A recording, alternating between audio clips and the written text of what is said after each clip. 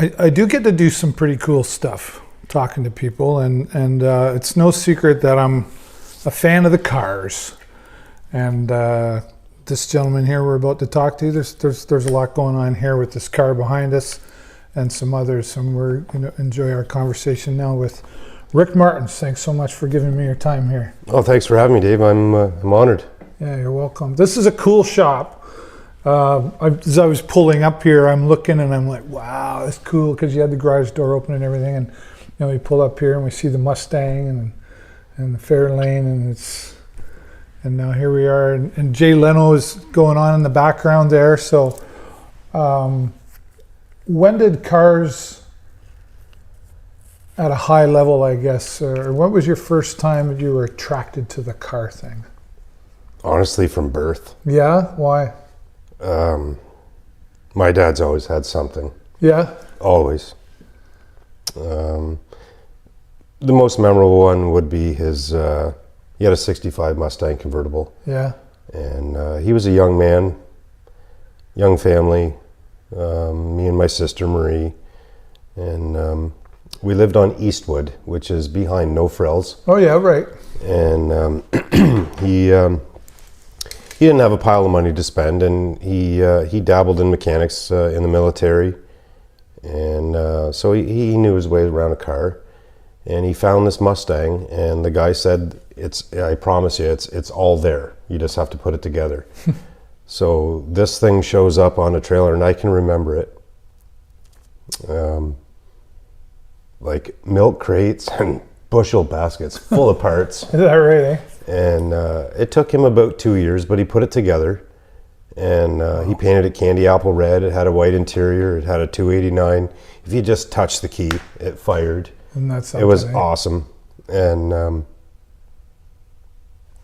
I've been passionate about cars ever since. Yeah, yeah.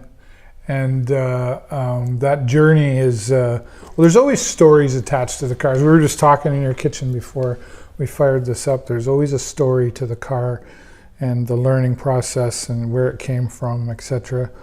And we're going to dive deep into that, but let's you're from Sarnia area originally? Born and raised. Yeah, yeah. And where did you work? Where do you do? Well, come November, for 25 years, I'll have been employed at Crossroads C&I. I design removable insulation systems for industrial and commercial applications. Yeah. 25 years, they must like you. They're keeping you around. Well, yeah, like I'm terminal, right? I'm not going to go away. So, yeah. Yeah. So you've been able to, and you're married? I am married, yeah. One failed marriage, and like many of us, but yeah, it took me 40-something years to find her, but I found an outstanding woman. Yeah, I hear you, buddy. My wife, Sarah, is just amazing. Yeah. What's, okay, I'm going to put you on the spot now. What's the one amazing thing about her that you're, just one? It might sound weird, to say this, but she's so much like my mother. Yeah, I get it. And so what is that? What is it? What was it about her? Like, she's a very caring, nurturing, and giving person. So much so that she's dedicated her career to doing it. Yeah. She works for Canadian Mental Health, so I have a live-in therapist. That's awesome. Right. Right. And in addition to that, she was also a registered massage therapist. Oh. So she's like. You got it made. Oh, I do. Yeah. So. In every sense of the word, she really is, she has healing qualities about her. She's a very giving, nurturing, caring person. Yeah. So I was really lucky to have found her. Isn't it nice to be able to say that about your partner? Just to say it is. Loud. Yeah, we have a lot in common. We have a lot of things that we don't have in common, but we have a ton of things that we have in common. Yeah. We enjoy doing things together. We have a lot of fun. Yeah. Not having everything in common kind of is what makes it work sometimes, or makes it interesting anyway. Yeah, you have to have your arguments, and everything can't be perfect all the time. But yeah, she for me is the perfect woman. Yeah, nice. In every sense. Yeah. Nice. Now, do you have children together, or do you have children? We do not. No, okay. I have 2 children from previous marriage. They are 22 and 23. Nice. My oldest son has made me a grandfather. Nice, I congratulations. don't know if I'm old enough to be a grandfather, but I am. I'm 49 and I am a grandfather. Yeah, what the heck. And it's amazing.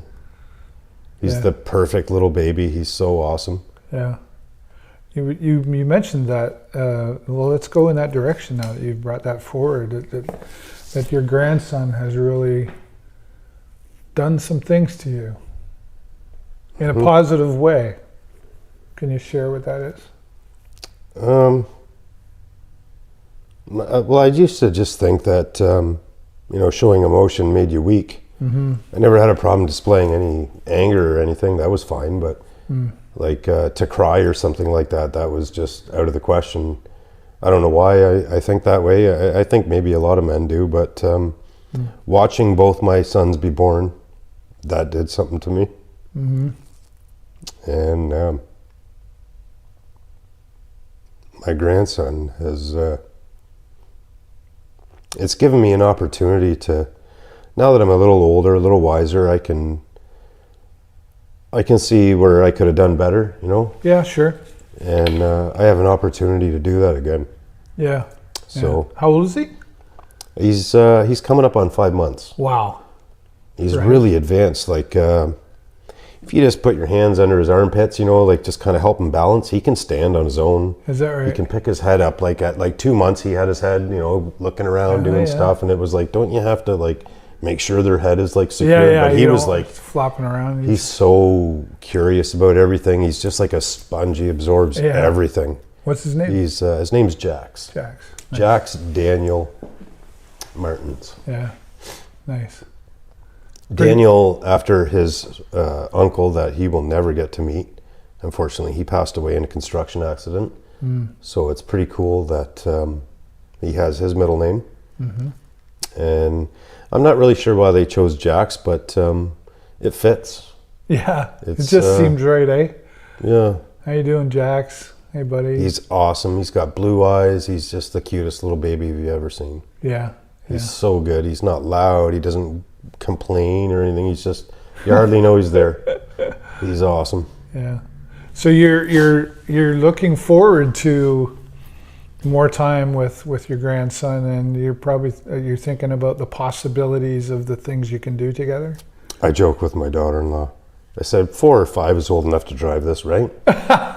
Because he will. Yeah. He'll grab your hand with his right hand, and that's his, this is a manual transmission, so he'll grab stuff with his right hand and he squeezes it. And I'm like, that's your shifting hand. Like, you got it. Yeah. What does she think of that? At 5 years. Just kind of rolls her eyes and laughs. She's but like, okay, Rick, whatever. She gets it. She knows. They're over here all the time too. They've seen this thing, be built and grow into what it is now, and it's awesome. We have family dinners every Sunday. Nice. The family gets together, and that's a great tradition. We make time. I think it's important. To me, family's very important. So Sundays is like dinner time. My mom always put on a massive dinner on Sunday. It didn't matter what was going on. Every Sunday dinner, it was huge. Yeah. And friends are welcome too. Bring your friends over, that's fine, have them come over. So it was a big spread every Sunday. A great big roast and potatoes and corn and carrots and salad and desserts and everything. And I should be a lot heavier than I am. Let me know what time dinner is on Sunday. I'll be there. Right around 6. Around 6 every Sunday. Yep. It's funny. Did you always appreciate that, or did it take you time? Do you look back a little more? No, when you're young, you're immature, and you don't. It's like, I want to go hang out with my friends. So I would miss Sunday dinners sometimes, but now that I'm older, I see the importance of it. Yeah. You get busy in your life and your work and your responsibilities and your obligations, and to set aside some time to just make sure that you can connect with your family, because in some cases, at the end of the day, that might be all you have is your family. So you should make time for them. Yeah. Because sometimes, tomorrow they're not here. Right. Good growing up? Things were good? Fantastic. I was lucky. I had a household where I grew up in where both my parents worked. Yep. We weren't rich. I didn't have everything I wanted, but I had everything that I needed and most of what I wanted. My parents were married for 50 years, Wow.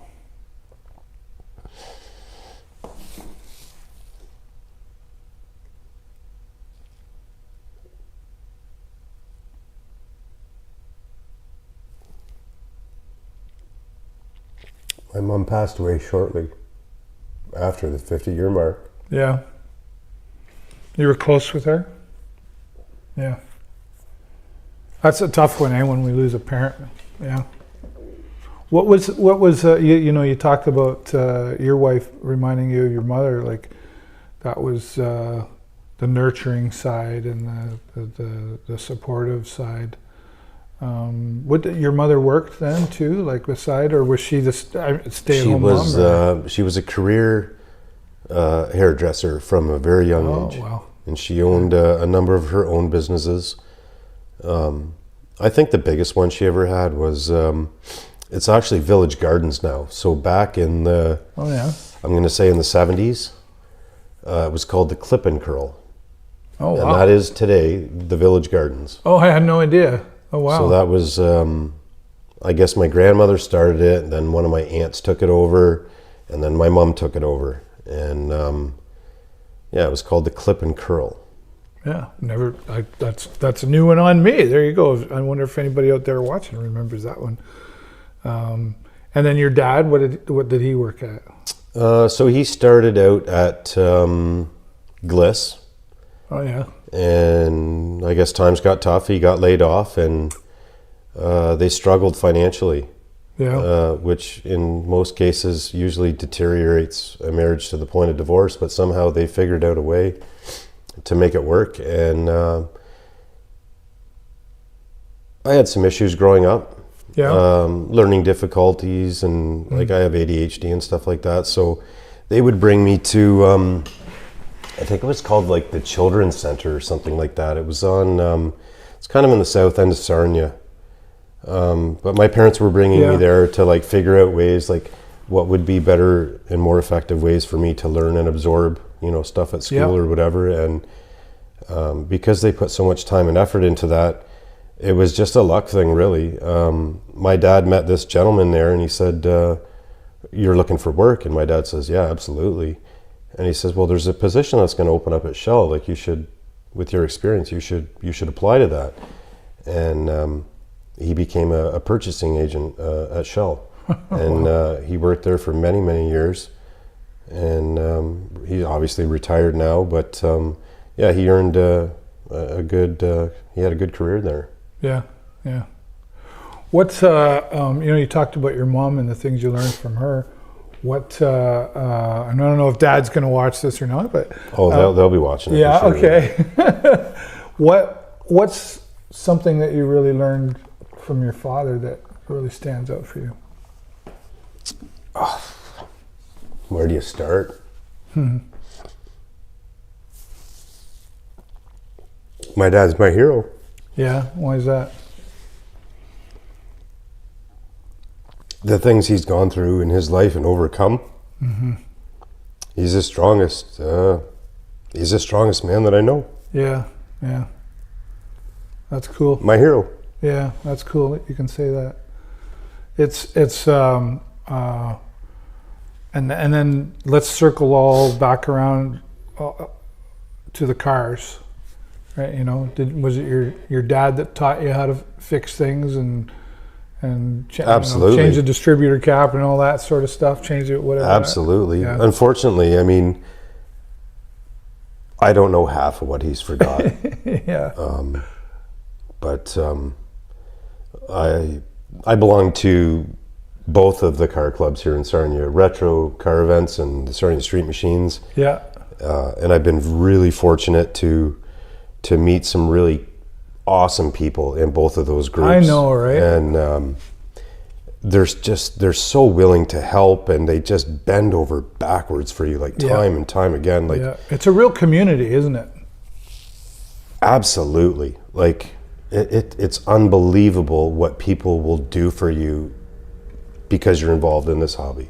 Yeah. What do you think that is? Like, we know a lot of the same people that we're talking about here, but what is it about the car community that just does that?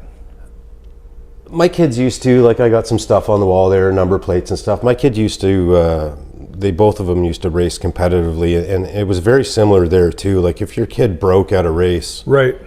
You know, a guy was running to his trailer like, I got this part, you know. I got the 7/16 wrench, or I got you know, they rip off the part that's broken, they throw the new one on, and they get the kid back to the track just in time so he can race again, right? Keep him going, right? Yeah. And this really is not any different. Like, the camaraderie, it's like a brotherhood. It's like when you build a car, and this might sound crazy to some people, but like, when you build something like this, it honestly, it's like watching a child grow. And it's an inanimate object. I mean, so how could you be so attached to it? You're like breathing life into it, right? But it's literally like watching a child grow. Yeah. And it's, for me, it's not an inanimate object. It actually, it becomes part of your family. Yeah, you nurture it. And it's just there all the time, right? It's there with all your important family functions, your family milestones, like your nephew gets married and the first drive they have is in your car. Yeah. You know, with the just married sign and the cans behind it and stuff. And it's proud moments in life. Yeah, like, it's just every really cool thing you can think about. I mean, somehow these cars have been tied to it. Yeah. And I think that's kind of the same for everyone, really. I mean, you end up just really cool things happen in your life, and the good and the bad, right? You know, there with it. So it's really cool. Yeah. Well, let's shift gears. See how I did that? Into the Galaxy. So recently you had to let that go. Yeah. I've always liked muscle cars, and my dad's always been a huge Mustang fanatic. Yeah. Always loved them. And so yeah, like I was saying, he bought a 65 Mustang convertible, brought it home on a trailer, like bushel baskets and milk crates full of parts. A couple years later, he's got a running driving car. He won a couple awards with it. It was, you know, awesome. Hooked. Totally hooked. Yeah. How can he started getting older in life, you know, getting on in age and stuff. And I mean, let's face it, a Mustang is a teenager's car. It's hard for a grown man with a bit of a belly to get in there and be comfortable for any length of time, right? So he was like, well, I'm going to sell the Mustang. And it went to Germany. Really? And then there was nothing in the garage for a while, and there was like this huge void in all of our lives, really. Like, I mean, when I was a little kid, we used to, you know, just drive nowhere, just go out into the sticks and just drive. And I can't remember, like, countless nights I would wake up in my dad's arm. I'd have my blanket around me, and I would have passed out in the back seat of the car with top down, warm summer air, breathing, you know, breezing past you or whatever, and I'd pass out. And then, you know, I'd wake up in his arms, and then all of a sudden that car was gone. So it was like, well, now what? And I had never heard of a Galaxy before. So he sends me this thing. He says, well, what do you think about this car? And I was like, Galaxy 500 XL convertible. I'm reading it and I'm like, what is that? Never heard of it before, right? They're not a very popular car, but it's a great big huge car. It's a big boat. Yeah. It's a cruiser. It's comfortable. It's a cruiser. You just float. Yeah. And so he decided he was going to buy it, and he said, well, let's go get it. So we went over to the States, and a couple hours into Michigan, and bought it, drove it home, left it the way it was for about 2 years, and he went on a golf trip, and a friend of ours, Ken Best, super talented mechanic, really good with his hands, just outstanding, awesome craftsman. Pretty much anything that guy touches, he's just amazing. But he said, hey, your dad keeps talking about let's restore this car. He's on a golf trip, right? I said, yeah. He goes, bring it over. We're going to start.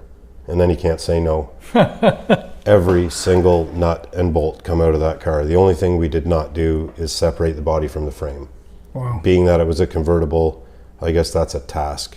You have to support the body of the car, or it'll just kind of collapse because there's no roof. Yeah, okay. Oh, yeah. So, okay, makes sense. every single nut and bolt come out of that car. And then he comes back from his golf trip and he's like, "What have you guys done?" Right. Was he mad? Yes and no, because now obviously you're into a pretty serious financial commitment to do it right, put it back together. And long story short, it took about 2 years. Pretty much every night, every weekend, we lived in his garage on Rosedale. And we were fortunate, we had that help to do that. Yeah. And he was awesome. Ken is awesome, a talented builder. And he's got a really cool car himself too, 36 Plymouth. Oh, wow. And it's all steel too. It's super cool. It's way cool. Yeah, we got it together and we started enjoying it, and it started to become a part of the family. And fast forward about 25 years later, my mom has now passed away 6 years ago. Yeah. And it's a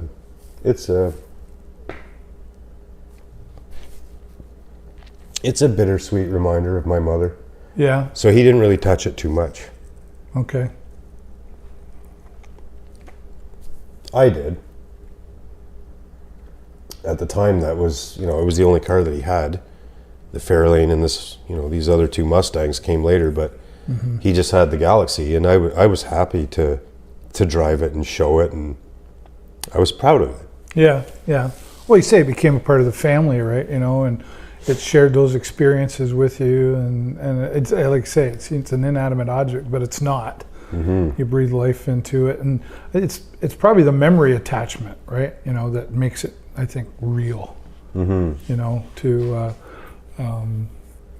To look, like every time you hear the word Galaxy, even if somebody says in a galaxy far, far away, like there's probably a trigger there.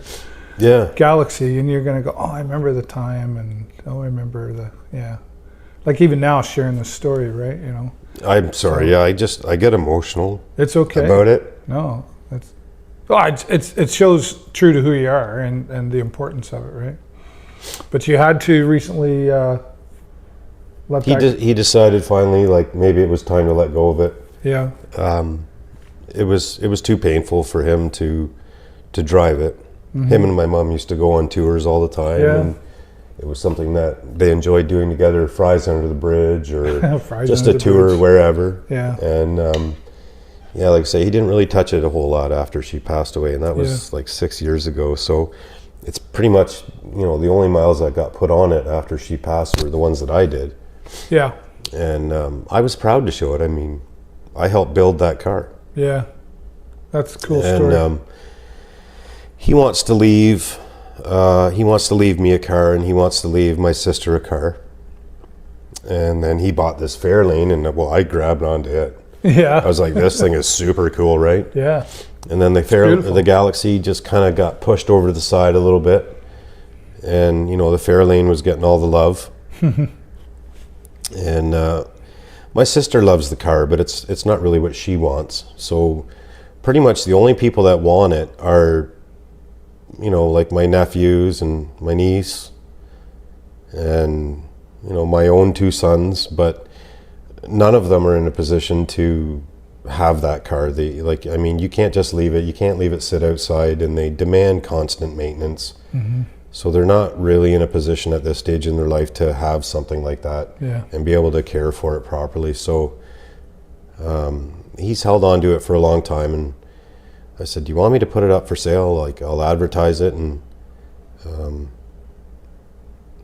a few people come around and look at it, and this one gentleman, I guess he's on the other side of Hamilton. Okay. He fell in love with it. He said he's been looking for a Galaxy for 2 years. Wow. And he says, I've not seen one this nice. This is a beautiful car. And it's gone. It left Tuesday. Oh. Like I saw the Tuesday. posts on Facebook, and I saw I saw your post that you put with the picture, and you talked. I asked my dad, I was like, if you can, I was like, take a video of it leaving. Yeah. Right. I took a few pictures of it that day. Yeah. Just kind of did a walk around, snapped a few pictures of it, and I was just like, wow, like I'm not going to see this car again. And I'm almost glad, right? I mean, being that it's on the other side of Hamilton, seller's Yeah, you remorse, won't right? I see mean, somebody. Yeah, you won't see it driven won't have to around see it town. again. And, Well, unless we end up at a show down there or something. yeah, but- maybe, right. So, But I know what you mean. You don't see it regularly, and yeah. That's, so he just picked up another car, a '67 Mustang Fastback from a local car guy here, and oh yeah, okay. I suspect it was as difficult for him to let go. Well, But, you know, like I get that. Like I've got my Firebird, right? You know, and The silver one, yeah, yeah, that's cool. and it's an attachment to my mother who's passed. So I get it, right? You know, and I've had that a few years, and somebody said, "Oh, you're gonna get rid of that?" I said, "I don't know. Like, Keep it if you can. I don't know that I'll ever get." Like, it wasn't my mother's, but she was involved in it, right? So it was, yeah, I don't know, right? But I only have a single car garage, but And bikes. yeah, and 3 bikes. Well, yeah. But so I get that. I understand the attachment there, and you know, it's I don't know. Maybe we get. I've always been a sentimental fellow, but maybe we get more sentimental as we get older. And those life things that you've talked about and you shared. I never used to be like this. Right, I'm just you know. a mess when I talk about Yeah. certain stuff. Like, But it shows true to who you are, right? You know, it's authentic, and I appreciate you sharing that here on this show for people to. It's impactful. The Fairlane, though. Let's talk a little bit more about that, because there's a fellow involved in this that we both know well. Actually, I knew of him, and then I got to know him because I bid on a car ride that one of the shows that you were involved with at Preferred, and I paid $20 to go for a ride in the Corvette with Tex Austin. Right. And boy, I could tell you that adventure. That's a whole other show, but what a great guy, and a genuine. and you know what? Fellow. I mean, for the people that actually know him, they 100% would agree with you. Yeah. He's a really quiet guy. Yeah. He's Super smart.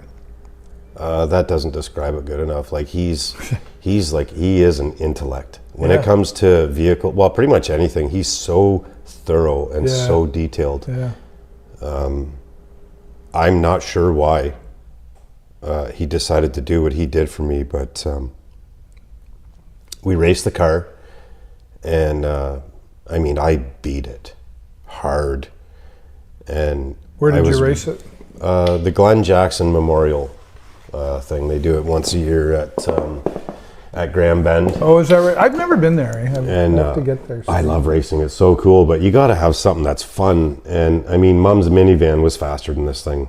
That was embarrassing. It was embarrassing. Yeah. It's an FE motor, so they consider it a big block, but it's a small big block. But I mean, even still, like it should have performed better than it did, and I was really disappointed. And I started asking questions with guys that are familiar with these 390 FE motors, and I was like, "What's up? Like, is that it? Like, that's all it is? Like, the thing's a turd? Like, really, is that it?"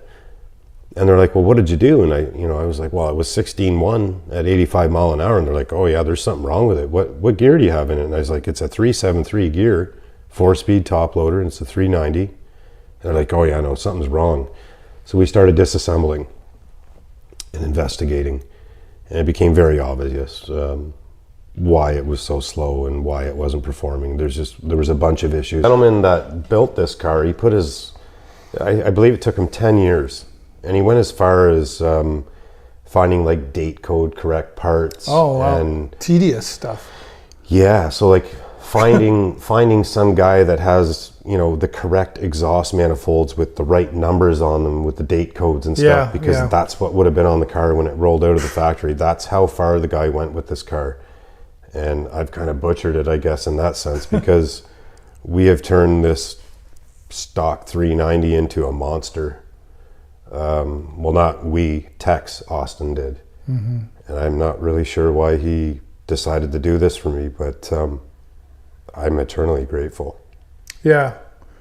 You've gotten That to man know. has like hundreds and hundreds of hours into research and time and effort into this thing. And I mean, even some of his own money, he's invested in the thing too. So He's a genuine, like, you know, when I first met him, like I'd seen him at car shows and stuff. And, hey, Yeah, but he's really quiet, so you don't really get to know him. And then when I got that, when I won that ride, it was that same day. He goes, "You want to do it today?" And I'm like, "Yeah, I got nowhere to be." Goes, "Oh, let's go." And just the way he talked, and then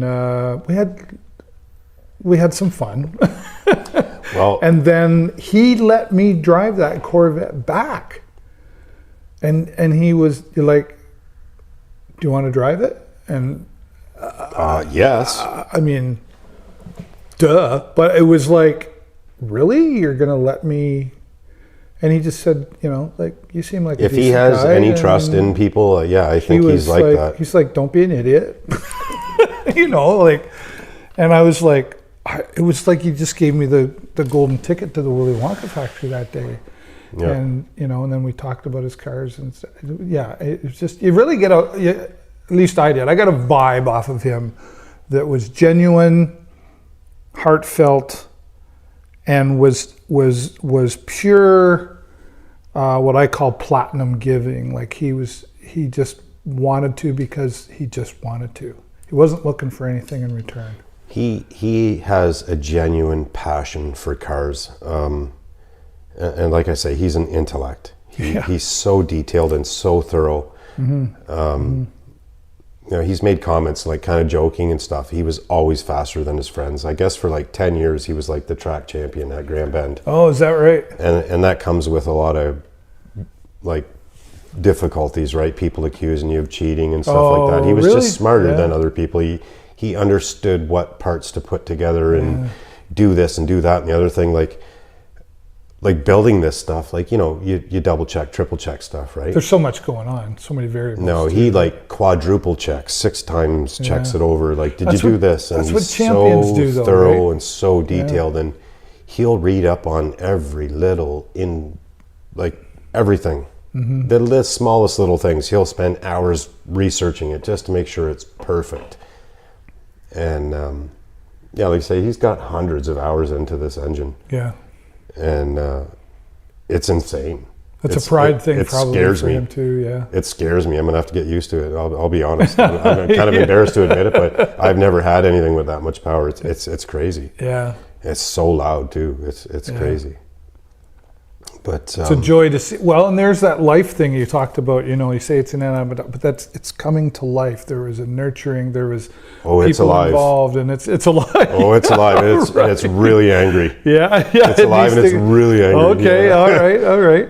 So there's some release in there for you too. Maybe you get that. Let's go. Yeah. Yeah. It's a ton of fun. I'm gonna have to learn how to handle this thing. Yeah. Now this Mustang that's here. Talk about that. What? So it's a 1967 Mustang Fastback. Yeah. We believe originally it was a 6-cylinder car, so it's a T-code car. So not extremely desirable, but my dad doesn't care about numbers and all that kind of stuff. It's not a concourse car. He likes Mustang Fastbacks, particularly the 67 and 68 models. Those are really appealing to him. So this is his car. They're all his cars. Yeah. They're all his cars. I've just claimed this one is mine. Yeah. So yeah, that's all right. Your garage. And he's well, it's technically his garage. Oh. This was my parents' place. My dad built this. This was really? Yeah, it was his dream garage. It was his dream to have something like this. Their house was theirs? Yeah. And then after my mom passed away, I mean, there's about 2 acres here. Yeah. And the house is like 2,400 square feet. That's a lot for one person. Yeah. My dad was never one to really care about the lawn or the landscaping or anything. So this was, it's a time-consuming thing to have a property this size. So it's beautiful property, beautiful house. Him and my mom both wanted me to have it. And so... What's that like, living in the house that you grew up in? Well, actually, I didn't grow up in this house. Yeah, that was... I had moved out. And you know, kind of started doing my own thing. I got married and I had that house, and this house came after all of that. But you spent time here. I mean, when it was absolutely, your parents, family dinners here, like right. Thanksgiving and Christmas dinners. I mean, that was a massive production. My mom was doing stuff for a week or more ahead of time, right? Baking and prepping, and it was big time. But kudos to anybody who does it. That's why it's probably what it's like I was telling you before. Like I don't do anything to my car. I have somebody else do it, but because I don't have the patience. Like you talk about like 2 years to put a car together, 10 years to put a car together. Like that's the. Well, you got to wait for parts, and you got to. Yeah. And I don't know how to do this, and then for me, I've been extremely fortunate.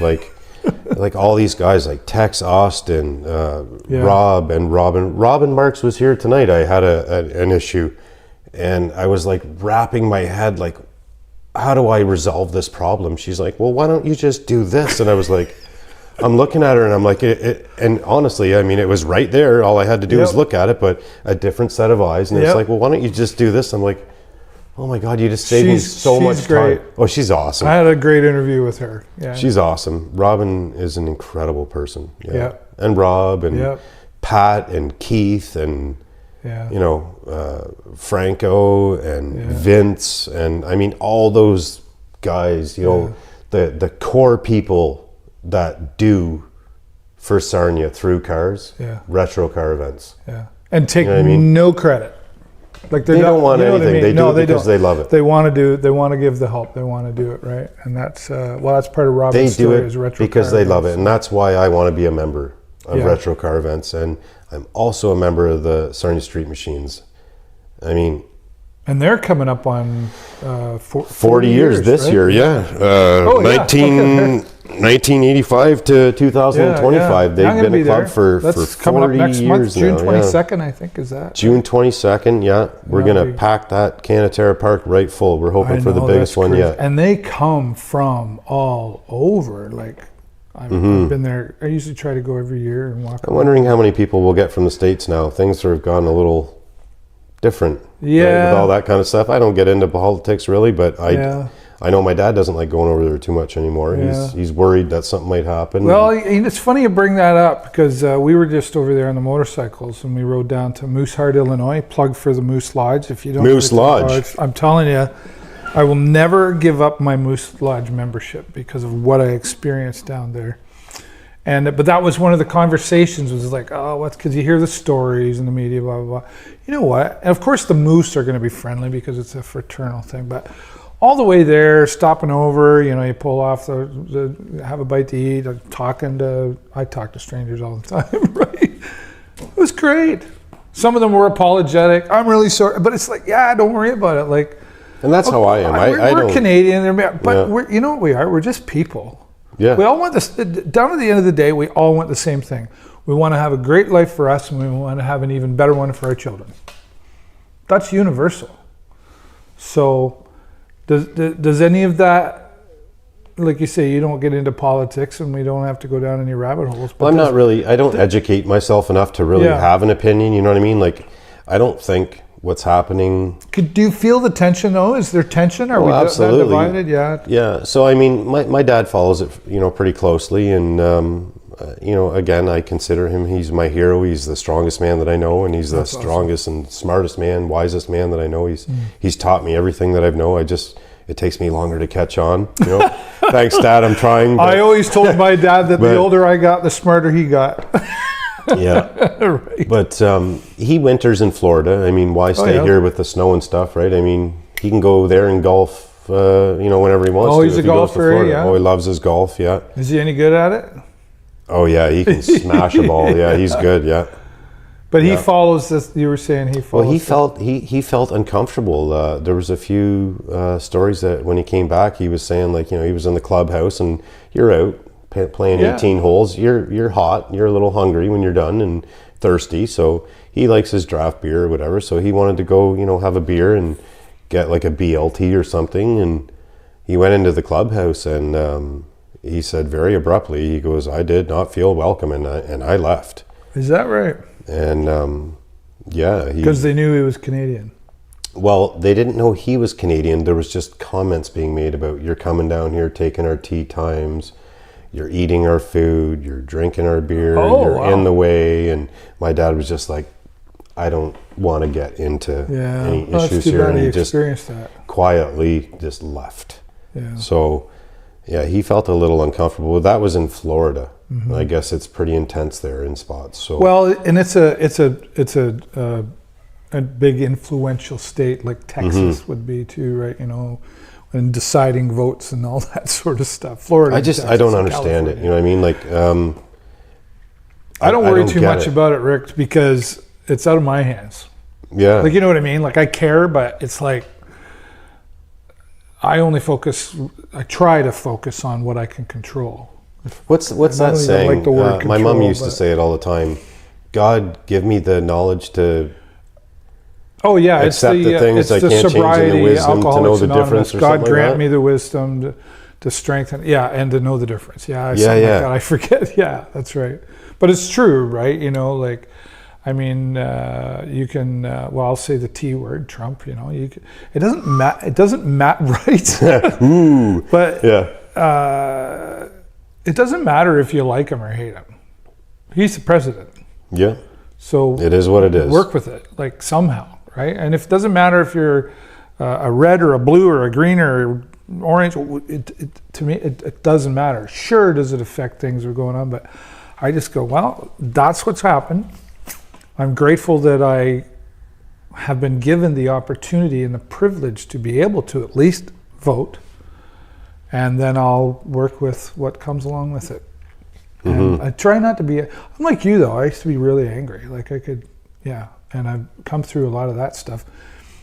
But do you think that COVID had an effect on our personalities? It changed our world the way that we know it. Change who we were, or did it just bring out the real side in a lot of people that maybe didn't bring it out before? It's a good question. I mean, I'm not sure. I mean, me personally, my thoughts, I think the whole world changed. Mm-hmm. We got locked up in our houses. Like I can remember my job was deemed essential, right? So Right.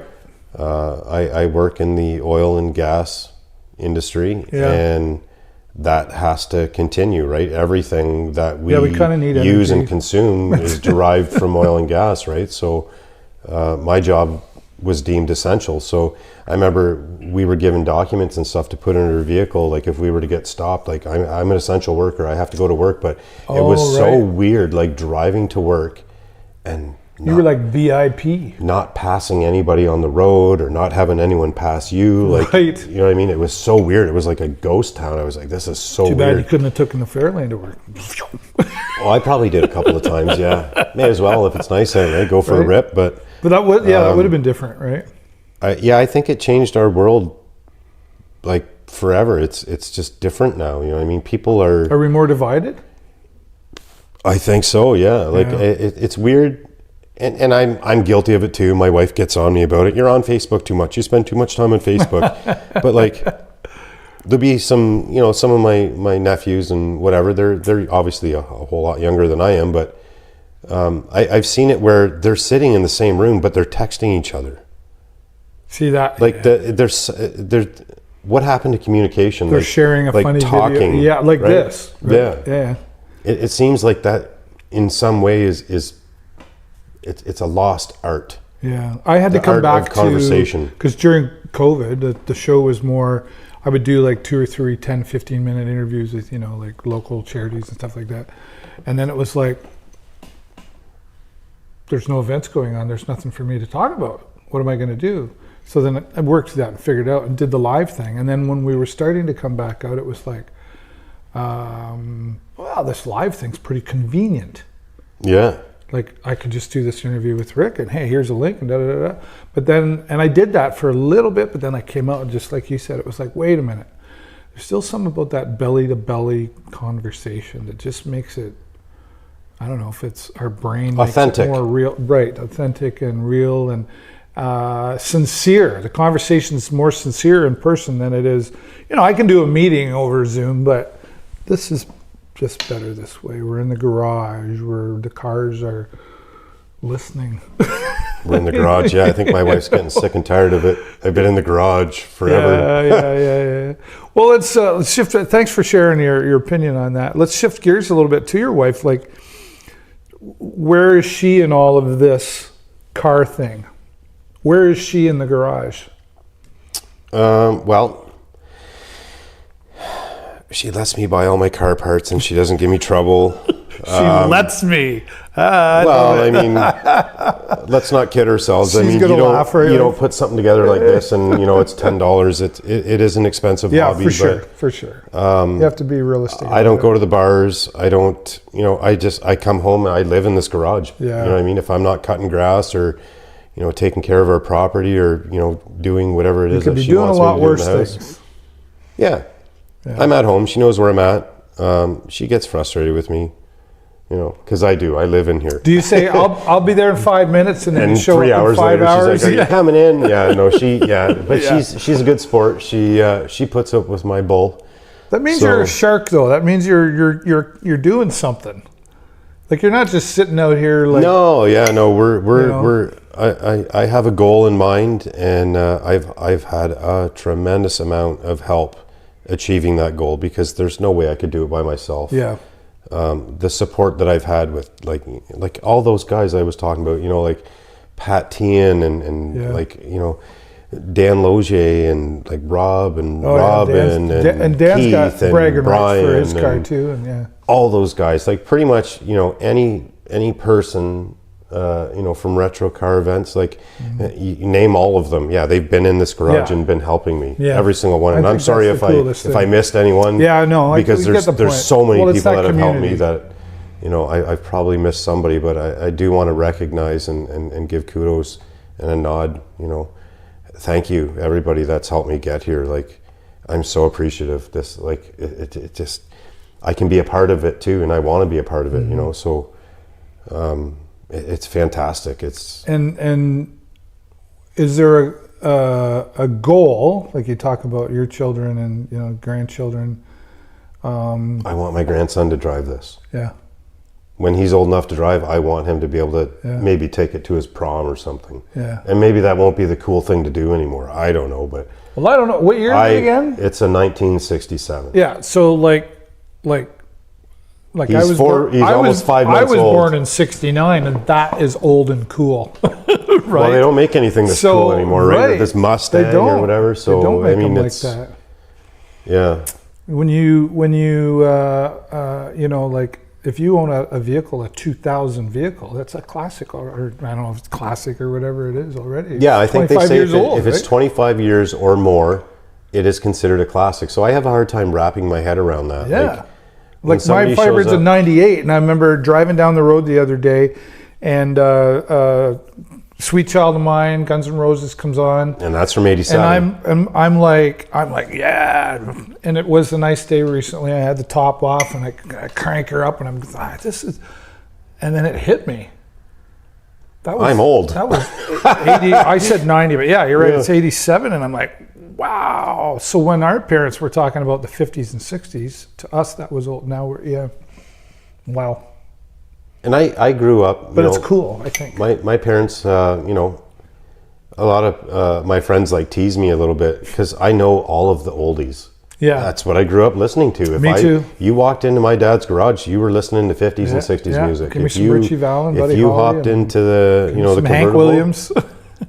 Not so much country, a little bit, maybe Johnny Cash a little bit, but my parents weren't really into country, just 50s and 60s rock and roll. Yeah, like Richie Valens and Buddy Holly and the Supremes and all that kind of stuff. The Mamas and the Papas, the Monkees maybe a little bit, and all that kind of stuff. It was such a time, eh? For rock and roll and music in general. The Beatles, Elvis. Oh, right. My parents took me. I've been to 2 of Elvis Presley's houses. I don't know if he lived in more than that, but in Tupelo, Mississippi, a little white house. They called it the shotgun shack. Yeah. The front door lined up with the back door, and they said you could shoot a shotgun through the house and not touch any walls. Where you was born and grew up, right? And also we went to Graceland, and I was just a little kid, but I remember it. I haven't been there yet. I'm a big Elvis fan. I was in awe. It was. I had never seen anything like it. I was just like, this is wow. And it's not that big of a house, really, as far as mansions go. It would have been when you were a kid. It would have been. To me, it was massive. He had a wall full of TVs. Yeah. Because he didn't want to miss any news or anything, right? So 3 TVs, right? I wouldn't have the attention span. I'd be and he shot like this the whole time. He had I think there was maybe 12 TVs. Isn't that something, eh? On the wall right there. Well, 24 karat gold piano. He had that because if the president could have 3 TVs, he wanted more.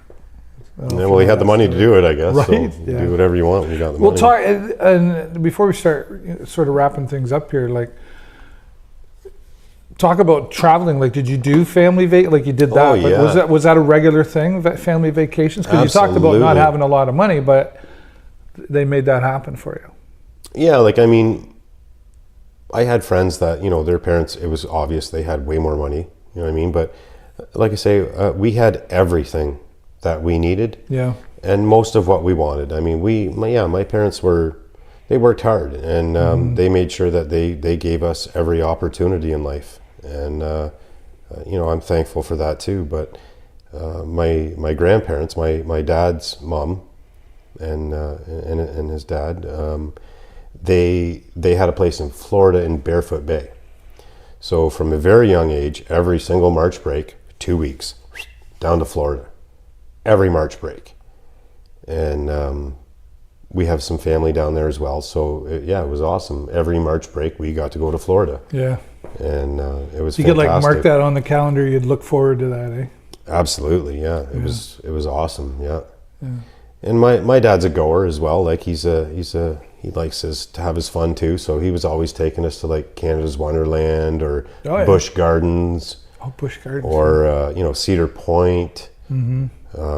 Going to all the amusement parks and stuff. Always doing stuff like that with us. He had me in baseball when I was a kid. I went to baseball school. Don Gardner, I guess his son played for the Jays for a bit. Oh, is that right? Don Gardner's baseball school. Yeah, I went to that. Played baseball for years. Loved it. I was going to segue into sports next. So you're a baseball fan then still, and well, no, not really. And there's a joke that goes around the car club, Go Sports, but right. I can't.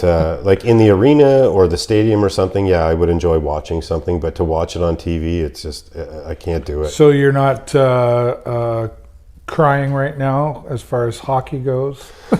No, my brother-in-law, the poor guy, he is a diehard Leafs fan, and every single year he's disappointed, but he still remains true and strong. He's Leaf fans are zealots.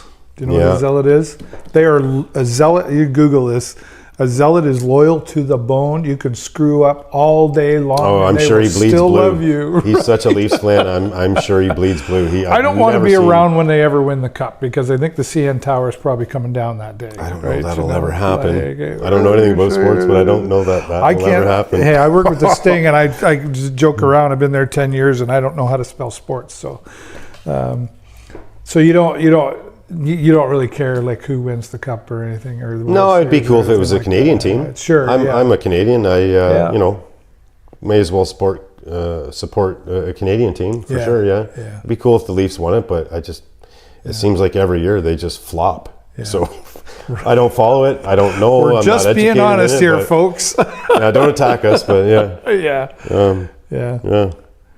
What I always have to, my regular viewers will know I'm going to ask this question, but I think it's an important one, is do you have a bucket list? Is there anything on the list you haven't done yet that you... So recently, just completed a friend in the car club, Cameron Gibson. Oh yeah. He, I think for the third time now, has done like the Route 66 thing. Oh. Cameron, you're on my list. Oh yeah, you want to talk to him? Yeah. Oh man, he'll have stories for you, man. Outstanding ones, really cool. And him and his wife, they're awesome people. Yeah. Super cool people, you know. Yeah, this is like the third time now he's done it. He's got a. I hope I'm right in saying this. I think it's a '67 Beaumont. I mean, he's a Chevy guy. I mean, whatever. It is what it is. I was waiting when this might come out. Well, I mean, we know Ford Chevy first on Ford, race day, but you know, he's a Chevy guy. We're not going to hold it against him. But no, he took his car and he went all the way out to like right to the end and back. Wow. Of Route 66, and he's documented it. Do you know? I think it took him over a week to do it, but they stop at all the cool spots and they documented the whole trip. It's amazing. I didn't know that. If you go to retro car events and you know, join the club. I mean, they're awesome. All are welcome, right? I mean, that's what a great slogan. Yeah, and they mean it. They don't Yep. care if you show up in your daily or you know you got a cool car, a truck, a bike. They don't care. Just be there. All are welcome. Yeah. It's automotive car enthusiasts. They Well, Robin everybody. said it wasn't even supposed to start out as a car club. It just No, they were just trying to support being able to do functions and stuff, right? Yeah. So you could tie. Well, I want money to this event or whatever. Well, who do you belong to? Oh, retro car events. That's how it started, but it's just spun out of control into this awesome car club. in a great way, right? Well, and there, anybody in the community that knows anybody in retro car events, they know that they're all outstanding people. They're just givers and doers, right? I agree. So, I agree. but Well, Cameron, you're on the list there, buddy. Thanks to Rick. Yeah, you got to talk to him. He documented the whole thing. Go So to you want to retro do car Route events. 66? Then? I do, absolutely. Yeah. After seeing all the photographs that he's taken, and he's been talking about it for a long time too, right? I did it a couple of times, and talks about how cool it was, and it's like I'm surprised I haven't heard about it, so I'll have to look into that for sure. it's a long haul, though. You better make sure you're either. No, I don't mean me. either I mean a just good looking into getting a mechanic hold of or Cameron. your car is that good. Yeah. I'll It's just a let long him haul. tell the story. Yeah, It's a long, hard haul. Yeah. that's So, cool.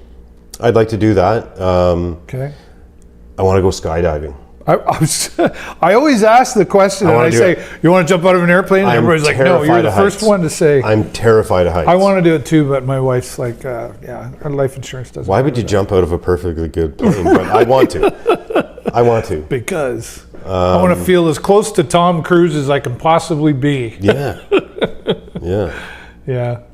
Well, I know we could keep talking about a lot more, and we probably will, because that's usually what happens when I stop the camera. We keep talking some more, but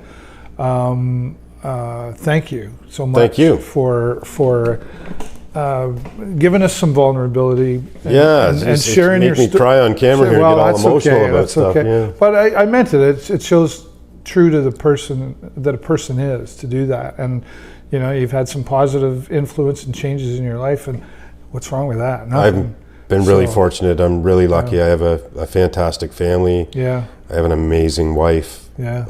I have amazing friends. They're always over here, right? Yeah. If you can't find them at home, they're probably here in my garage helping me. Well, I know where you live now, so look out. Stop by anytime, Always yeah. go by on the motorcycle. Never knew. Now I got your number, so we'll keep an eye out and we'll pop in. So thanks again. I appreciate that. Thank you. Thanks to all of you for watching. Wherever you're watching from, if you're watching us on social media, please make sure you click the love button and click the share button so we can share Rick's story and everybody else here in the show.